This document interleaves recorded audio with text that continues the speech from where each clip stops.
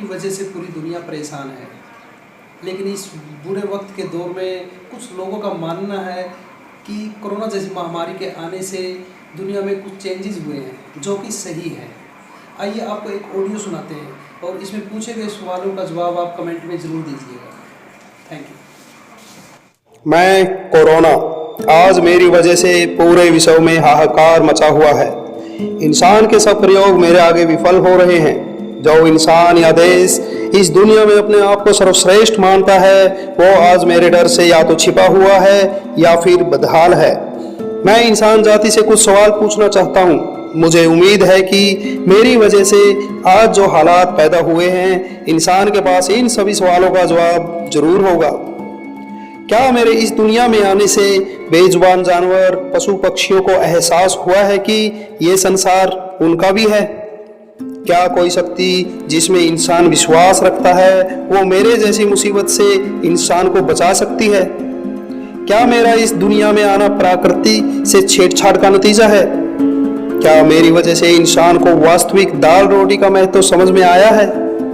मेरे इस दुनिया में आने से इंसान को मानवता का मतलब समझ में आया है? क्या मैं इंसान को ये समझाने में कामयाब रहा हूँ कि धन दौलत या फिर इंसान की प्रकृति के सामने क्या औकात है? क्या मेरी वजह से दुनिया में जो टॉप 10 शब्द है वो शर्मसार हुआ है?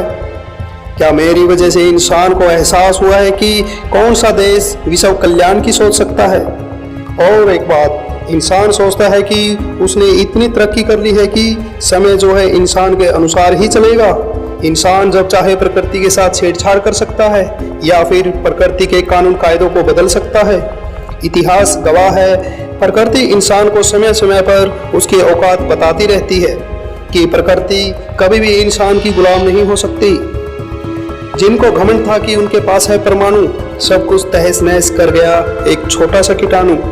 धन दौलत के घमंड में चूर इंसान को आज एहसास हुआ है कि वास्तव में आसमान में तारे टिमटिमाते हैं।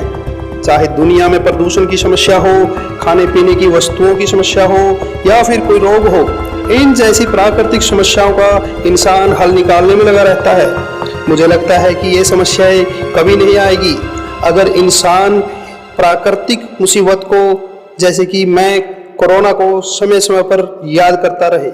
आपके जवाबों का कोरोना को इंतजार रहेगा।